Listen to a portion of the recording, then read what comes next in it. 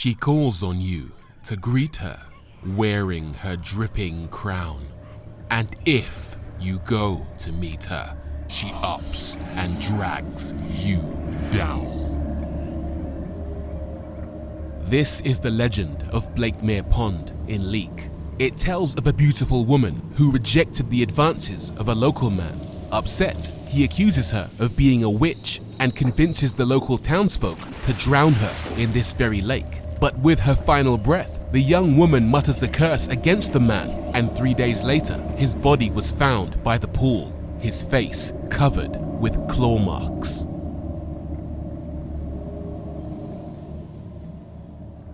And thus began the story of a mermaid who still haunts Blakemere to this day. It's an inky, black, bottomless, saltwater pond tucked away right next to one of my favorite driving roads. They say if you come here at just the right time, the mermaid will grant you eternal life or drag you to your death. Scary. But if we're going to believe in folklore, then it's only right we believe in another legend, one that's powerful enough to protect you from the mysterious forces of the deep. The legend of the Trident.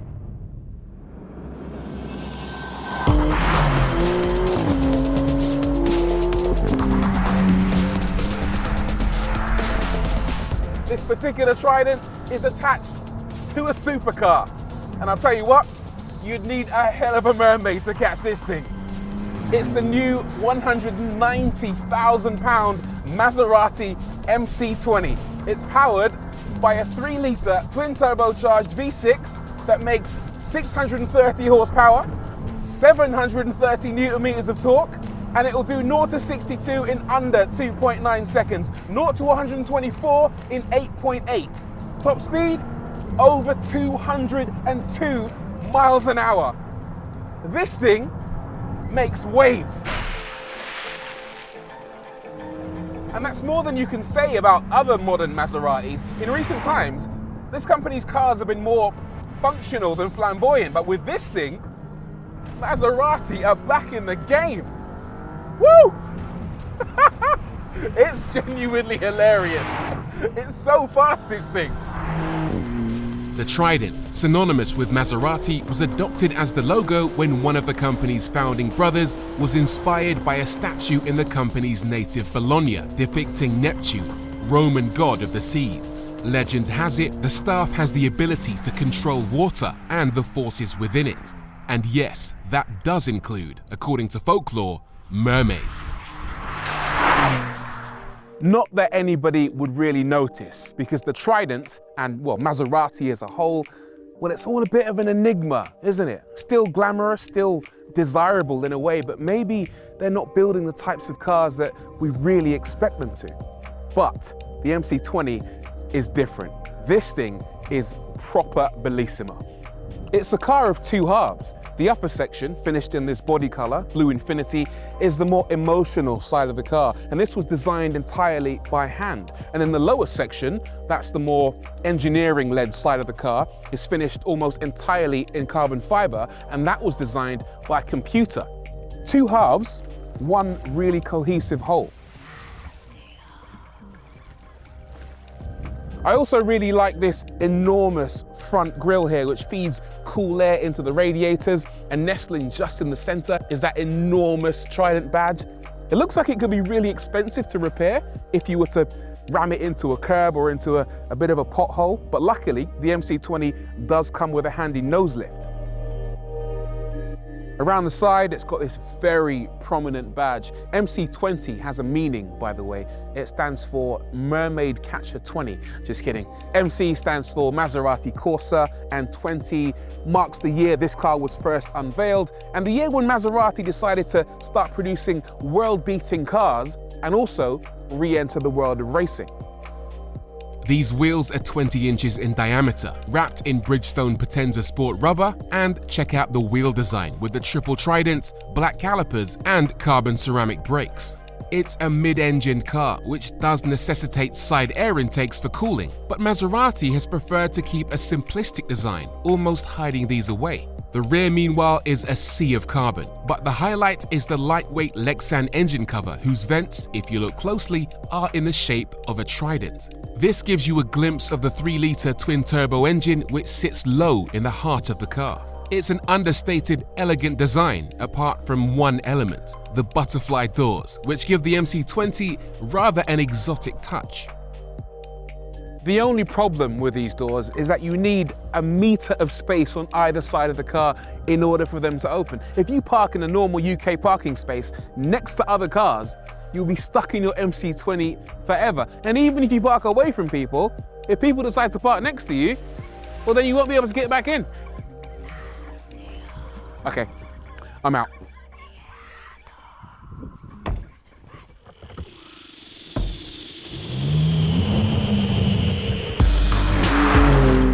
One of the MC20's best tricks is not only does it look the part, it also drives the part. It's difficult to work out whether this is a GT car or a more hardcore sports coupe because it does both of those things so well. It's fast, sure, but it's also very usable. It feels quite compact, so it's easy to drive even on narrow B roads. In terms of usability, seeing out the back is basically impossible because of that big Lexan screen. However, Maserati has included a camera that faces backwards and the rear view mirror is a screen, so you can see exactly what's going on behind you. In terms of practicality, the boot is big enough to accommodate a couple of medium-sized weekend bags, and there's a front trunk which is big enough for, well, it's not big enough for anything, but it's a thought that counts. The infotainment system is quite good as well. There's no physical buttons on it, so it does take a little bit of time to wrap your head around, but everything you need is in there. It's got Apple CarPlay, Android Auto, even Alexa voice recognition. One major complaint, and it is quite a major one because this car does cost nearly £200,000, is that it has the worst speakers in any car I've driven ever in my entire life. It is inexcusably bad. Luckily, the MC20 drives so well, there's almost no reason to listen to the stereo. The experience is incredible, regardless of how you happen to be driving. This knob in the center console gives the MC20 so much bandwidth. There are 4 main driving modes. There's wet, and by the way, if you're driving a supercar in wet mode, you don't deserve to drive a supercar. But there's also GT, Sport, and Corsa. In GT mode, wow. It's a brilliant GT. Honestly, the suspension is so supple and soft. It's a bit like driving a big, sexy Ford Focus. You can daily this car and drive it for hours on end. It is genuinely remarkable. Twist the knob again and you go into sport mode where things get a little bit more serious. The exhaust valves open up, the steering becomes slightly more meaty, the accelerator pedal gets more responsive, and the suspension firms up slightly, but if you push the button in the center of the knob, you can slacken off the suspension and make it supple again. But then there's Corsa mode. Twist it one more time and things get even more extreme. The throttle gets a little bit more responsive, as does the steering, and the suspension gets even firmer. Probably a bit too firm for the public road, but again, press that center button and it slackens off to a medium setting where you can start to enjoy the car. I will admit though, Corsa is very, very extreme.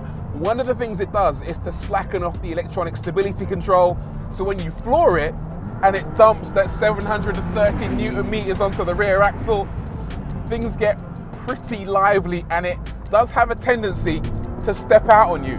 Even on a motorway in a straight line, if it's even the most remotest bit damp, the back end will feel like it's trying to rotate around. It's incredibly exciting and scary. I love it. The engine, codenamed Nettuno, meaning Neptune, is a 90-degree V6 that uses F1 technology, specifically pre-chamber combustion with twin spark plugs, apparently a first for a road car that allows for a 15% increase in compression while still passing emissions laws. And it's a beast. 630 horsepower is way more than the 577 made by the McLaren Artura's 3-litre V6, albeit with no additional electrical assistance. Not that it really needs it. This gearbox is fun too. It's the same 8-speed transmission they use in the Chevrolet Corvette, and in auto mode, it's absolutely fine at low speeds. And in manual mode, it's not quite as responsive as the one you get on, say, a Ferrari F8, but particularly in Corsa mode, when you're chasing that 8,000 RPM red line, you do get a big shudder through the car as you change up, which makes it feel super responsive, super engaging, and you always want to drive this car in manual mode because that's where it's at its most fun. Regardless of which mode you're in, the steering is consistent, light but fast and very accurate, and the MC20 feels incredibly agile thanks in major part to that rigid carbon fiber chassis and relatively low 1500 kilogram curb weight. If I was being harsh, I would definitely have a bit of a moan about the sound that the car makes, or lack of it. It's definitely nowhere near as extreme or as loud as some of the supercars, Lamborghinis in particular, but you do get some quite lovely whistles and chuffs from the turbos just over your shoulder, particularly as you change gears. So it is forgivable. And it does drive well, this car. It really does. The tires take a little bit of warming up, particularly in damp or cold conditions, but once you've got some heat in them, you can really lean on the rubber, and there is a phenomenal amount of grip.